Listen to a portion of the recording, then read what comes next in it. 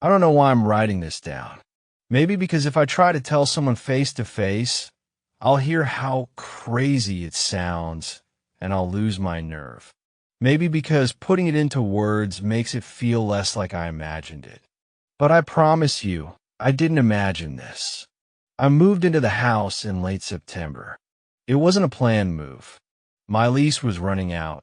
The rent in my area had skyrocketed, and this little one-story home came up for rent at a price that almost felt suspiciously cheap. It was tucked on the edge of a quiet suburban neighborhood, the kind where the lawns were trimmed and the streets were lined with the same model of mailbox, each painted in fading white. The house was old, not decrepit, just tired. You could tell it had been standing there for decades, maybe since the 50s or 60s.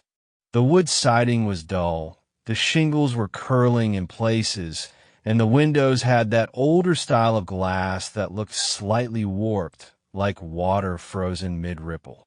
But it was the front door that caught my attention the first time I walked up. It was heavy, dark oak, scarred with age. In the center, about waist height, was a brass mail slot. I hadn't seen one in years. Mail slots are one of those things you associate with movies set in London, not small American suburbs.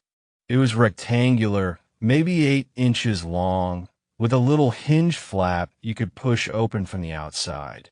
The brass was tarnished green in places, and when I bent down to look, I could see straight through into the dim hallway beyond. I remember thinking, why didn't they just install a mailbox like everyone else? But I didn't think much more about it then. The realtor brushed it off. Quaint little feature, she said. Not many houses still have them. Most people think they're charming. Charming wasn't the word I would have chosen. Something about it bothered me, though I couldn't put my finger on why. Maybe it was the idea that anyone, delivery guy, random kid, total stranger, could just bend down and peek directly into your home. I told myself I'd buy a strip of tape or a cover plate and seal it up once I moved in. The first few days passed uneventfully. I unpacked boxes, got used to the quirks of the house, the groan of the floorboards, the faint smell of must from the vents, the way the bathroom light flickered before warming up. At night, the street was almost unnervingly quiet. I'd lived in apartment complexes for years, so I wasn't used to that kind of silence, where even the distant hum of cars seemed muted. But the door, and that slot in particular, kept catching my eye. When I walked past it, I had this tickling urge to glance down, to check if the flap was moving. Sometimes I swore I could feel a draft coming through, like the door was breathing faintly against my ankles. Once while eating dinner, I thought I heard the faintest clink of the flap tapping shut. When I checked, it was closed, but something about the stillness on the porch made me uneasy. I told myself it was just a house settling into my head. New environments do that. They crawl under your skin until every creak feels like it's watching you. Then came the night I saw it for the first time. It was maybe a week into living there. I've been up late watching TV, a rerun of some sitcom I wasn't even following. The clock read 12:47 a.m. when I finally shut the lights off and shuffled toward my bedroom. As I passed the front hallway, I noticed something strange. The mail slot was open, just slightly, maybe half an inch, but enough that a thin line of pale yellow streetlight spilled in from the porch. I froze. I hadn't touched it all day. No one delivered anything that late. I stood there, half convinced I was imagining it, until I leaned closer. The flap wasn't just hanging open. Someone was holding it. I saw the faintest movement, the twitch of pressure against the brass, like fingers pressing it from outside. My stomach turned cold. Every hair on my arm stood on end. And then, before I could react, it happened. An eye. A human, I slid into view, peering through the narrow slit. It was so close that I could see the wet gleam of the cornea, the faint red veins stretching into the white. It didn't blink. It didn't shift. It was just there, filling the slot, watching me. I stumbled backward, my breath catching in my throat. My first thought was some sick prank, maybe a kid, maybe a trespasser. But the stillness of it, the absolute silence, made that explanation crumble as soon as I thought it. I don't remember making the decision, but I lunged for the door, yanking it open so hard the chain lock snapped against the frame. No one was there. The porch was empty. The street was empty. Just the faint hum of a street light buzzing overhead. The flaps swung shut behind me, tapping softly like it always did. I barely slept that night. Every sound made me flinch. Every shadow pressed heavy against my eyes. When I did drift off, I dreamed of that eye, too close, too human, pressed up against the thin slice of reality separating inside from out. The next morning, I told myself I'd imagined it. Or maybe someone had been outside, some neighborhood creep pulling a prank. Maybe they'd run the second I opened the door. I tried to laugh it off, but every time I walked past that slot, I found myself glancing down at it. Checking, waiting. The second time it happened, I didn't try to open the door. It was 2 nights later. Again, just past midnight. This time, I was lying in bed when I heard it. A faint tap. Not a knock. Too light for that. More like the sound of fingernails brushing metal. I lay still, holding my breath. It came again. Tap. Tap. Slow. Deliberate. I crept down the hall, each step feeling like it echoed too loudly. The living room was dark, the curtains pulled, the only light coming from the pale yellow spill of the street lamp outside. I stopped in front of the door. The slot was closed. I waited. My heart was pounding so hard I could hear in my ears. And then, suddenly, the flap lifted just a hair, and the eye was there again, unblinking, locked on mine. I don't know how long we stared at each other. It felt like hours, though it couldn't have been more than seconds. My body wanted to scream, to run, but I couldn't move. Finally, I forced myself to shout, "What the hell do you want?" I didn't flinch, didn't blink, just stared. Then, slowly the flap closed, and the tapping stopped. The next morning, I bought duct tape and sealed the slot shut. For the rest of the day, I felt foolish, but at least I could walk past the door without shivering, without the hole in the wood staring back at me. That night, I slept for the first time in days. But when I woke the next morning, the tape was gone. Not peeled from the outside, from the inside, as if someone had carefully lifted it away while I slept. And the flap was hanging slightly open, just enough for me to see the darkness waiting beyond. I don't know why I didn't just move out then. I've asked myself that question so many times. If I'd packed up and left the moment I saw the tape peeled away, maybe none of this would have happened. Maybe I could have walked away, written it off as some strange hallucination, or at worst, some neighborhood psycho screwing with me. But when you're actually in it, living through it, it never feels that simple. Rent, money, pride, stubbornness, it all piles up into excuses. It's fine, I'll figure it out. It's nothing, I'm overreacting. That's what I told myself. But deep down, I knew something was wrong. For a few nights, I tried to convince myself the tape had fallen off on its own. Maybe the glue gave out. Maybe the air vent nearby blew it loose. I layered more duct tape over the slot, 5, 6 strips this time, pressing hard until it was sealed tight. And every morning, it was peeled back again. always carefully, always without a sound. I tried catching whoever was doing it. I stayed up late, sitting in the dark living room, staring at the door. But nothing happened while I was awake. The moment I gave in and went to bed, I'd wake up to find the tape pulled away. It was like whatever it was knew when I was watching. That's when I got the idea to set traps. It felt childish, but I didn't know what else to do. If someone was really sneaking around, I needed proof. The first night, I sprinkled flour across the porch, a thin white coat right in front of the door. If anyone stood there, I'd see their footprints. I barely slept, tossing and turning, listening for the sound of the flap moving. When I checked in the morning, the flour was untouched, perfectly smooth, but the tape inside was peeled away. I tried again, this time with a different trick. I balanced a glass bottle right against the door, leaning it so any push or nudge would send it clattering. That night, I lay awake in bed, staring at the ceiling, waiting for the sound. At 2:14 a.m., I heard it, the faintest creak of the brass flap.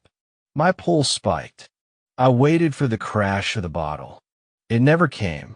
When I rushed into the living room, the flap was swinging gently, as if it had just been touched.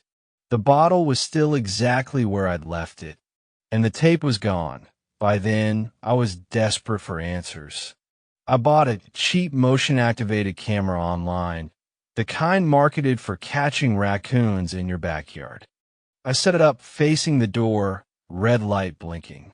That night, I woke at 3 a.m. to the sound of the flap slapping shut. I sprinted to the camera, yanked out the memory card, and plugged it into my laptop with shaking hands. There were 3 clips. The first 2 were normal, me walking around, adjusting the camera. The third was corrupted. It was just static, but not silent static. There was breathing underneath it. Slow, ragged, right up against the microphone. The recordings became an obsession. Every night, I set the camera up, and every morning, the file was corrupted. Always at the exact moment, I knew the flap had moved. But the audio came through sometimes. Breathing. A faint scraping sound like nails against wood. Once, I swear I heard a whisper. Too faint to make out words, but unmistakably human. It wasn't just some random kid messing around. No prankster could do that to a camera feed. Something else was happening. By this point, the lack of sleep was eating me alive. I started showing up late to work, red-eyed, unfocused. I jumped at noises. Coworkers asked if I was okay, and I laughed it off, but inside I was unraveling. At night, I'd sit on the couch in the dark, staring at the door. Sometimes the flap would twitch. Sometimes it would lift just enough for me to catch a sliver of the streetlight, but it only showed the eye twice more that week.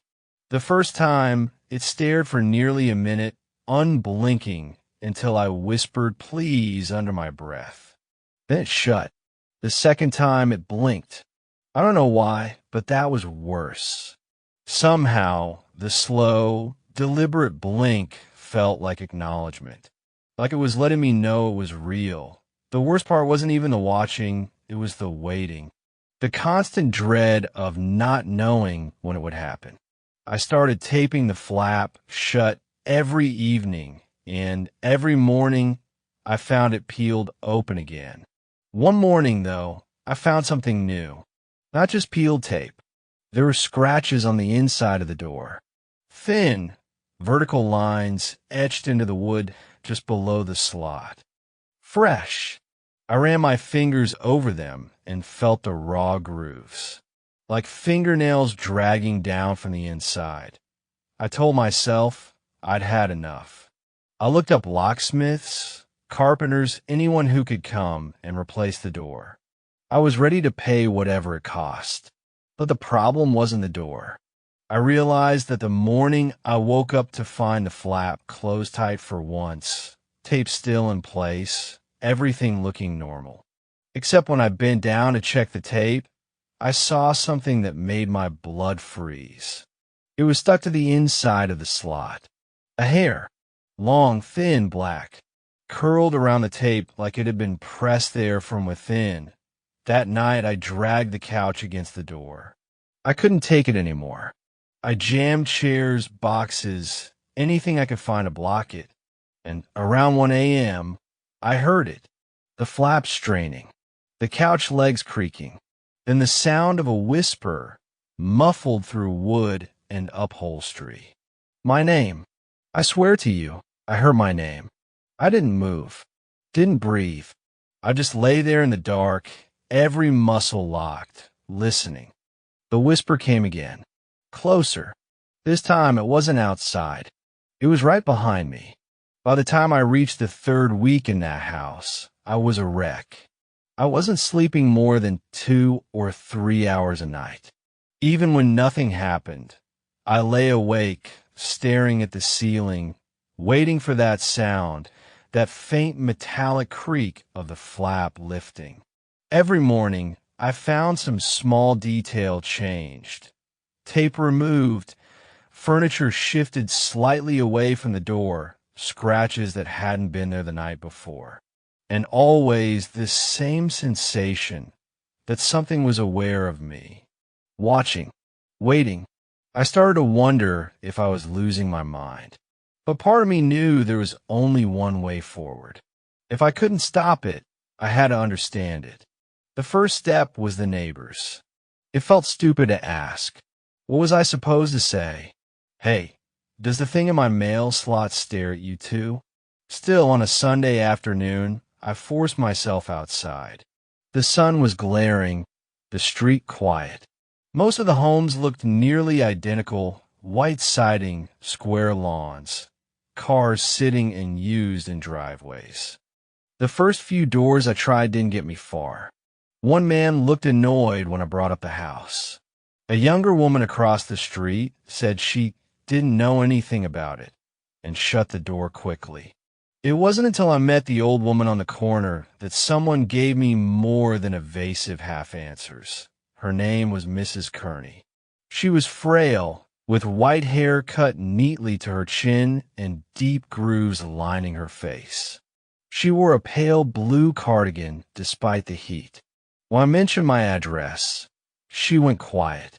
"You're in the Lasker place," she said finally, almost like it was an accusation. "I guess so," I said. "I just moved in a few weeks ago." Did something happen there?" Her eyes drifted toward my house, her lips tightening. Strange things. Always strange things with that door. I froze. The door. She nodded. That slot. Nobody keeps those anymore. But that one, oh, he wouldn't let anyone touch it. Said he had to keep it open. Couldn't block it. Lord knows why. "Who?" I asked. "The man before you. Mr. Lasker. Lived there near 20 years. Quiet fella, but..." She hesitated. "He started to lose himself near the end. Always calling the police, saying someone was outside. Said they were looking in, watching. Sometimes he said they weren't outside at all." Her voice dropped. "He boarded that slot up. I saw it myself. Hammered wood right across it. Next week, it was open again. Neat as you please." My throat was dry. "What happened to him?" She shook her head. "Don't know. Ambulance came one night, took him away. House sat empty after that. Then you..." I pressed her for more, but she wouldn't say much else. When I left, she was still staring at my house, frowning like she regretted telling me anything. I barely made it down the block before I pulled out my phone and started searching. Lasker. Buried a few pages deep in local news archives, I found it. Police respond to multiple 911 calls from local resident. The article was only a paragraph long. It described a man in his late 60s, William Lasker, who had placed more than a dozen calls in a 6-month span. Each time, he claimed someone was standing on his porch looking in through the slot. Officers arrived, found no one, no signs of attempted entry. One line stuck with me. The caller reported the figure was too close to the door for officers to see it when they arrived. Too close. I didn't sleep that night either. I sat up reading everything I could find. Message boards, archived police blotters, even an old Reddit thread where someone had mentioned the house with the staring problem. Most of it was vague, half rumors, but the patterns were the same. Every version pointed back to that slot, that damned opening in the door. The next day, I went back to Mrs. Kearney. She seemed reluctant, but I think she could tell by my face that I wasn't leaving without more. There was another before him, she said finally. A woman. Young, maybe 30. She didn't last long. Always seemed nervous. She boarded the slot up too. I remember that. But then she moved out overnight. No for sale sign, no warning. Just gone. She leaned closer. You know what's strange? I saw her weeks later at the pharmacy. She looked hollow, like she hadn't slept in months. I asked her why she left. She said, because it started looking from the wrong side. Then she walked away. Her eyes bored into mine. Don't stay in that house. You hear me? Don't stay. I wish I'd listened. But part of me felt anchored to that house, like leaving wasn't even an option anymore. Every night, the eye came back, and every morning, I swore I'd find a solution. The obsession ate at me. I tried everything, heavy boards nailed across the door, padlocks on the inside, even screwing a sheet of metal over the slot. Every attempt failed. Nails bent, padlocks jammed. The metal plate was gone the next morning as if it had never been there. And the slot always remained, waiting. One night I caught a glimpse of something worse than the eye. I was walking past the door with the lights off, trying not to look when the flap lifted silently. I froze, staring at the sliver of light. But instead of the eye, I saw a mouth. Pressed right up to the opening, lips stretched in a smile, too wide for the narrow gap. And I swear to you, it whispered my name. I staggered back, heart hammering. The flap snapped shut. When I pulled it open seconds later, the porch was empty. But I knew it wasn't outside anymore. The neighbors must have known too. I started noticing how they avoided walking past my house. How conversations stopped when I stepped outside. One afternoon, I spotted a man across the street, mid-40s, bald, with a cigarette dangling from his lips. He was staring at my house, frowning. When he realized I'd caught him, he flicked the cigarette away and turned to go inside. I crossed the street fast. Hey, I called. You know something, don't you? He shook his head, but his eyes said otherwise. Please, I said, desperation leaking out. Just tell me what you've seen. He hesitated, then muttered. Sometimes I see someone standing in your window, but the house was empty then, before you moved in. I felt ice run through me. What did they look like? He didn't answer, just went inside and slammed the door. That night, I couldn't bear to stay in the bedroom. I dragged a blanket into the hallway, as far from the front door as I could get, and curled up on the floor. I must have dozed off because at some point, I woke to the faint sound of metal squeaking. The flap. I held my breath, eyes wide in the dark. Then came the whisper, not from the door this time, from the hallway. Closer.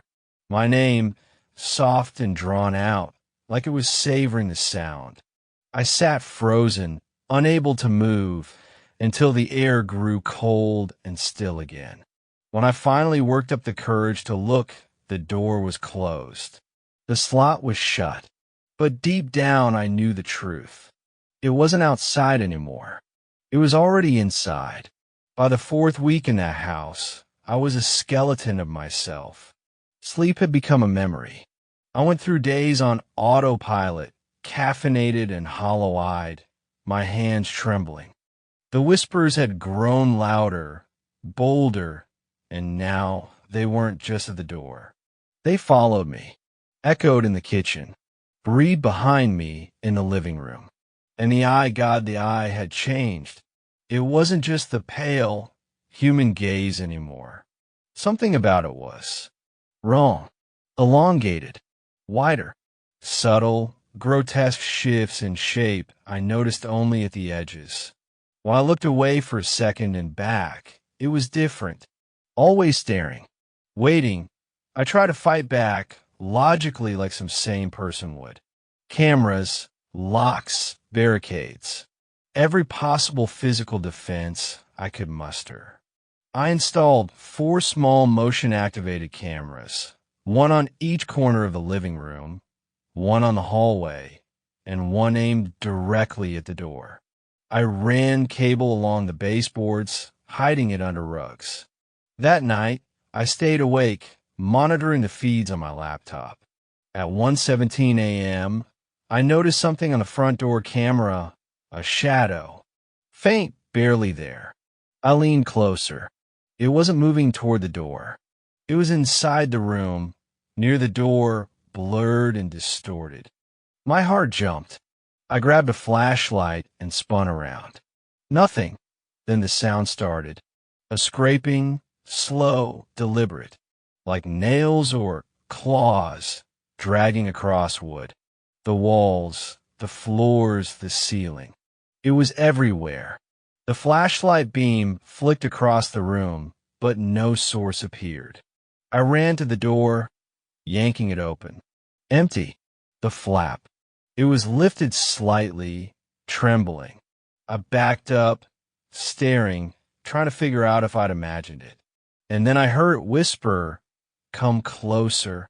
Not from outside, not even from the slot, from inside the room. I barricaded the door again, piling chairs and boxes.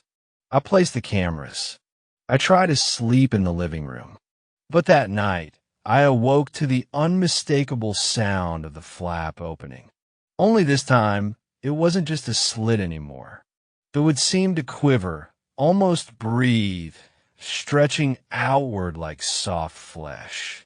I froze. From the slot, a thin black hand emerged, fingers curling around the edges. Slow, patient, taunting. It withdrew the moment I screamed. The cameras did nothing. Reviewing the footage, the video corrupted again. Static humming, breathing underneath the digital noise. I tried recording audio alone, placing microphones near the door. The files came back with the whispers again, repeating over and over my name, drawn out, seductive, insistent. Sleep paralysis began to plague me. One night, I woke to see a shadow standing over me. Not in the hallway, not a reflection. Over me. Its head was too high, too thin, its arms long. I tried to move. Couldn't. My eyes were fixed on the door. The flap was open. And the eye, it was staring at me from the wrong angle now, from inside the house, from across the room. The whispers urged me, coaxed me. Come closer. It's fine. Just reach. Reach. I felt my arm lift by itself, as if it wanted to touch the slot. I bolted upright, and the figure vanished. It wasn't just at the door anymore. I saw it in reflections. In windows, mirrors, even the black screen of my turned-off TV. The eye followed me, blinked when I blinked, widened when I gasped. Sometimes I swear it smiled. Neighbors noticed too. Or maybe they didn't notice me. I went outside to get the mail one afternoon. Everyone on the street avoided my gaze. Eyes sliding past, doors closing behind them. Even kids crossed the street to keep away. I started leaving food on the porch to see if it moved. Night after night, dishes were gone. Sometimes I thought I saw a hand linger in the reflection of the glass door. The final straw came one night around 2 a.m. I woke to the sound of the slot opening from the inside. I wasn't dreaming. I wasn't imagining it. My bedroom door was at the opposite end of the hallway. I ran down, flashlight in hand, but the living room was empty. Then I noticed it. The flap was moving, slowly, and from it a single fingertip slipped out. Thin, pale, grotesque. It retracted as I lunged forward. I backed into the wall, heart hammering, chest heaving. The whispers were around me now, not coming from any direction, surrounding me. Inside my ears, my brain, my skull. Come closer. I had to flee. I grabbed my keys, my laptop, anything I could carry. I ran out the front door. The street was wrong. Empty. Silent. Except for one thing. Shadows moving just beyond the streetlights. Watching. Waiting. I drove for hours, not caring where. Every reflection, store windows, passing cars showed that I. Always there. Always waiting. I stayed in a motel that night. Locked the door. Peeled the sheets. But when I glanced in the bathroom mirror, the slit was behind me. The eye. Watching. And it whispered again. You can't leave. I realized then that the mail slot wasn't just a hole in a door. It was a threshold. Something had been waiting for me. Not outside. Not even in the house. But between here and there. Between the world I knew and something else. Something patient. Ancient. Hungry. I don't know if it had always been there or if I had drawn its attention. But I do know this. It was not limited to the wooden door anymore. It could follow. It could peer through anything reflective. It could reach through space that should have been impossible. And it claimed me in some way. I've tried for hours to remember how it all began, how it escalated so quickly, how the simple curiosity of moving into an old house with an odd mail slot became the nightmare that now defines my life. But memory is unreliable. Every moment has bled into the next, each one worse than the last, until I can't separate reality from whatever that thing has done to my perception. The last time I tried to barricade the door was a failure I didn't understand. I had nailed boards across it, stacked boxes, set cameras and microphones, and yet the next morning, it was as if nothing had been there. The slot looked as if it had always been open, the boards gone, the tape peeled away with impossibly precise care. By then, I was afraid to touch it, afraid to breathe, afraid to exist anywhere near the threshold. And yet, I was drawn back. I didn't know why. Something inside me, the part one no longer recognized as myself, wanted to confront it, wanted to understand. It was during the fourth week, deep in the night, that I heard it again. Not the slow scrape, not the whispered echo of my name. This time, it was the sound of the door itself, the wood trembling, the hinges groaning as though the entire structure were inhaling and exhaling. I stood in the living room, flashlight in hand, paralyzed, every nerve screaming when I saw it. The mail slot itself, the brass flap breathing, rising and falling in perfect rhythm, as though the door were alive. I swear to you, it moved like lungs. And then I saw it, the eye. Larger now, impossibly wide, stretching the slot, unblinking.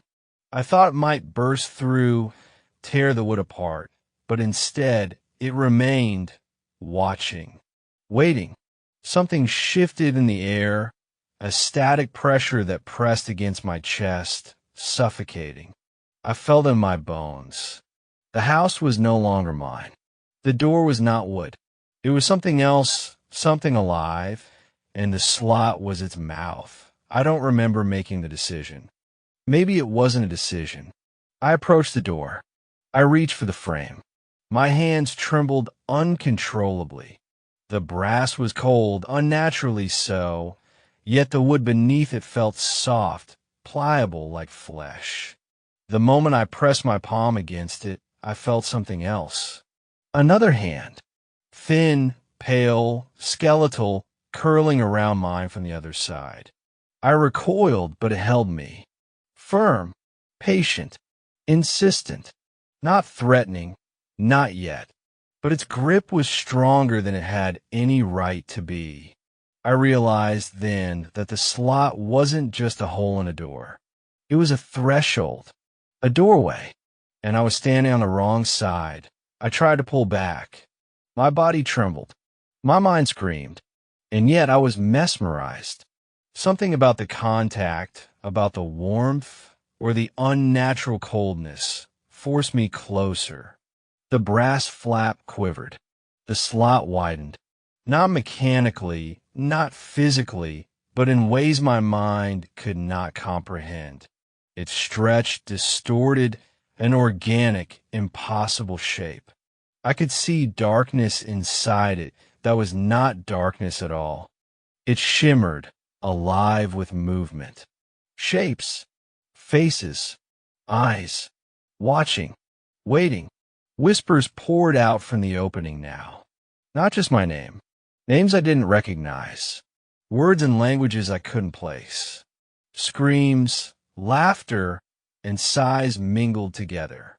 I felt a pull. Not of the door. Not of the slot. Of the thing inside. Of something beyond the door. I screamed, but no sound came out. My voice was stolen by the pressure, by the grip of that skeletal hand. And then, without warning, I was being drawn in.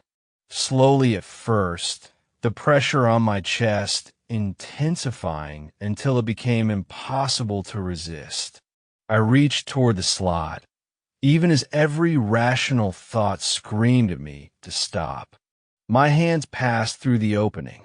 The flesh-like would embrace me. I could feel movement inside, tendrils, muscles, sinew, shifting beneath the surface. I don't remember fully going in, but when I opened my eyes, I was inside. Not the house, not the living room, not the familiar hallway. Something else. Everything was distorted. The walls were elongated, stretching impossibly high. The floor rippled beneath me like water, though it supported my weight. The air was thick, sweet, and metallic at once. And everywhere I looked, eyes, thousands of them, embedded in the walls, ceiling, floor, floating in shadows, all staring, all unblinking. And in the center, the slot, the male slot, but not brass anymore, flesh-colored, alive, pulsing. The single eye blinked once, then twice. It was waiting for me. I realized then the truth. The previous occupants had been drawn in too. Lasker, the young woman, others whose names I never learned. All claimed they saw someone at the door, someone outside. They didn't understand. It wasn't outside. It was never outside. It was inside. Inside the threshold. Waiting. Patient. Hungry. And now, it had me. I tried to scream again. Couldn't. My hands were still being held. The whispers were all around me, chanting, laughing, mocking. Then I saw them. Faces pressed against the walls. Twisted, pale, hollow-eyed. Some familiar. I recognized their desperation, their fear, and I knew they had been drawn in the same way I was now. They were waiting for the next person, the next threshold, the next mind to slip through the slot. I stumbled back, tried to escape, but the floor rippled like liquid, pulling me forward. I tried to run, but the walls closed in, the whispers louder, now forming words I understood. You belong here. You always belonged. Welcome. The eye blinked slowly, and then, impossibly, it smiled. I don't know how long I've been here. Time doesn't exist. Space doesn't exist. Only the pulsing walls, the whispers, and that single unblinking eye that watches me constantly. I think sometimes I can hear the outside world. Distant voices, distant sunlight. Sometimes I dream of doors, of streets, of mail carriers. But every attempt to reach them fails. Because I'm on the wrong side now. Because the slot isn't a hole in a door anymore. It is a mouth. It is a mouth that consumes. And it has eaten me. I write this not knowing if anyone will read it. Maybe someone will someday. Maybe this is my final act of defiance. My attempt to warn the next person who sees a quaint little brass mail slot, who smiles at it as charming, not realizing the thing behind it has waited patiently for decades. If you see an eye staring through a mail slot, do not speak. Do not move. Do not acknowledge it. Do not reach toward it. Because if you do, it will take you too. And you will find yourself on the wrong side, staring at the world you once knew, trying to scream, but no one will hear you. And the slot will smile.